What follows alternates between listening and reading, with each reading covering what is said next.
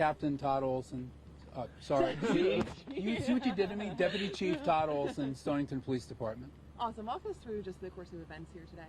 So at 11:13, we received a 911 call of a two-car motor vehicle accident on Route 184 near the town line of North Stonington that also involved one of our officers.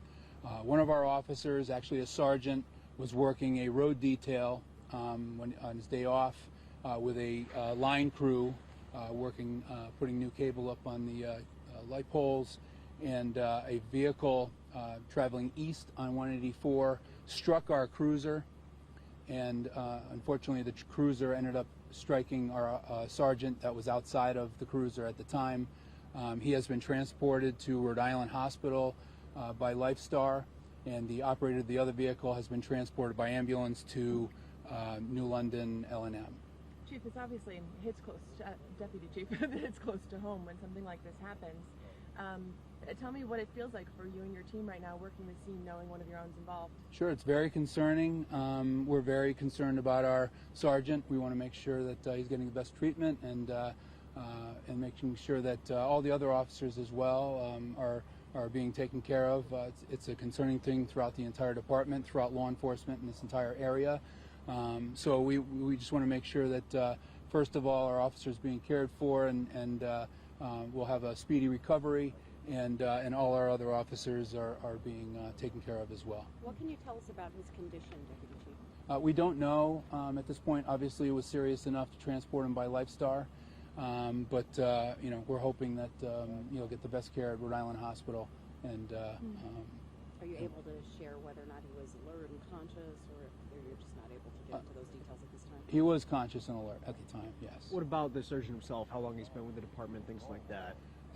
As far as exact years, I don't want to misquote exactly how long, but he is a veteran of Stonington Police Department, one of our best. So we hope to have him back soon. I know we always talk about slow down, move over when you see the lights. Can you just talk about, I mean, this really speaks to the danger that you guys face, no? Sure, no, absolutely. You know, officers always have to have eyes in the back of their heads when they're working road jobs or road details like this. And, you know, it's important that our vehicles also traveling on the roads are keeping an eye out for emergency vehicles, emergency personnel, DOT workers as well. So just being alert and keeping an eye on everything is super important to keep everybody safe on the road. And I know you said that you don't know much about really what led to this, if the driver was speeding, anything like that. Give us a sense of the lift here that Connecticut State Police will do with this reconstruction and the steps forward. Sure. So we don't investigate our own accident. The CARS unit from the Connecticut State Police has responded. They're on scene now. They'll conduct a full accident reconstruction investigation on this accident. They probably will be, Route 184 will be closed for about 3 hours as they conduct their investigation, and they'll just go from there, and that'll determine exactly what happened here.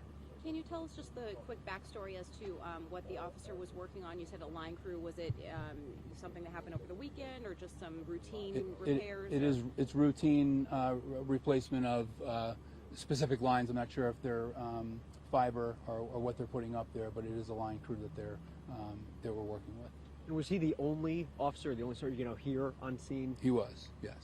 And then with this reconstruction, they go into they take pictures, they draw. Like, can you give us a sense of? I mean, it's so detailed, is it not? It is. It really is. They will send up a drone to take aerial shots. They will measure everything.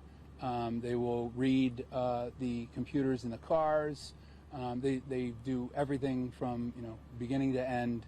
Put it all together, and it really tells the complete story of how the accident occurred. When was the last time an officer was hurt on the job, a Stonington officer was hurt on the job like this? Do you know? It's been quite some time. Was the sergeant actively directing traffic at the time? I don't know. I know he was outside the vehicle.